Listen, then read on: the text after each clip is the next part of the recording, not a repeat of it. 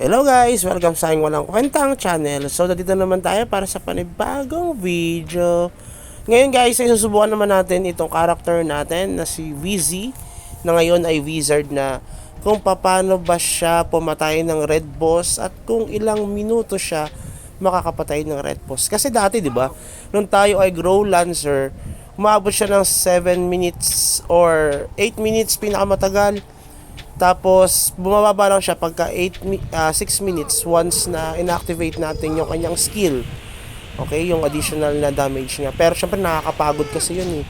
Ngayon dito sa wizard natin na si Wheezy, ay gagamitin lang natin yung natural attack niya, yung poison, yung kanyang mga ibang mga skills, no? Tulad nung lightning at saka yung fire. So, fire tuloy, yung freeze. So, yun lang yung gagamitin natin dito sa pagpatay ng red boss at kung ilang minuto siya makakapatay. Okay? So, yan, nag-start na. Tapos, syempre, habang tayo ay pumapatay, ay nag-check na rin tayo ng ating mga ika-craft na item. Bakit naman? Kasi kung habang naghihintay ako dito tas wala tayong ginagawa, di ba? Gusto nyo ba kumanta ako habang naghihintay ng pagpatay nitong red boss? Baka mag-quit na agad kayo dyan sa panonood ng ating walang kwentang video. So, para saan ba itong character natin? Kung bakit natin siya tinetest? Kung gaano siya ilang minuto tatagal dito sa pagpatay ng red boss? Kasi nga, 'di ba? The more na mas mabilis tayo makapatay ng red boss, the more na mas mabilis tayo makapagpa-level at makakapag-hunt. Okay? Yun yung na-miss ko sa wizard talaga dahil noong tayo ay grow lancer, kahit mas maganda yung items natin doon.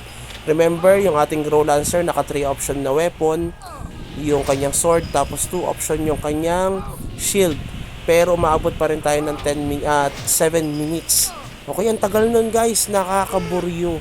Ubus na yung patay na yung patay na yung red boss nung Magic Gladiator, o kaya yung Shami, tapos tayo pumapatay pa rin tayo ng mga red boss kapag tayo ay grow lancer. So ngayon, dahil tayo ay wizard na, mas mabilis na siyang makakapatay ng red boss. To think na tayo ay Agi-type, kahit na tayo ay yung kasi ang yung parang dilemma ng iba na ayoko mag-Agi-type or swiftness na wizard dahil nga mabagal tayong mag-RB. Hindi totoo yun guys, no?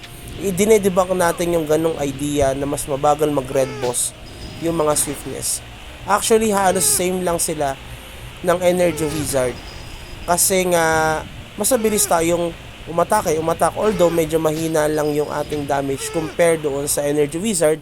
Dahil nga, ang kanilang primary skill ay Pyroblast. Tayo naman ay handheld thunder. Okay, so mas malaki naman ang damage nun. Pero bumabawi naman tayo doon sa mga poison natin at the same time doon sa Virulent Flame. No, yan yung mga pandagdag natin na damage doon sa mga red boss at doon sa mga players na nakakalaban natin sa PvP. So, konti na lang guys ay mamapatay na natin itong red boss na to. Parang 3 minutes na siya guys.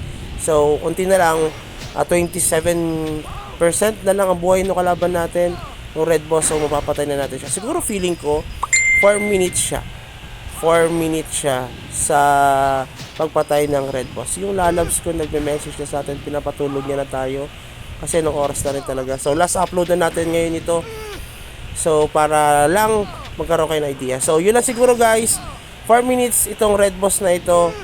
Siguro naman decent time na ito para sa pagpatay ng mga red boss sa mahina pang wizard. O kaya sabihin ko, mahina pa yung wizard natin guys ngayon. Palalakasin natin siya later on dahil nga may mga kulang pa tayong options sa ating mga weapon. Okay? So, okay, patayin na yung kalaban. Tayo ay naka 4 minutes na pagpatay dito sa red boss na yan. So, yun na siguro. Please consider like and subscribe pag umabot ka dito sa ating walang kwentang channel. Have a good day. Bye-bye!